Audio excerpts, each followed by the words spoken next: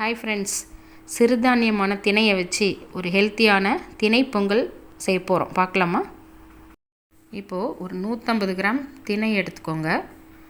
அது கூட ஒரு 50 கிராம் பாசிப்பருப்பு போடுங்க.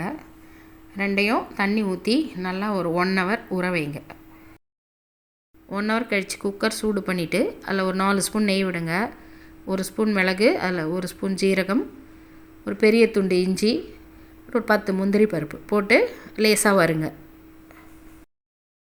அதில் ஊற வச்ச அரிசி பாசிப்பருப்பையும் தண்ணியை வடிச்சிட்டு அதில் போடுங்க.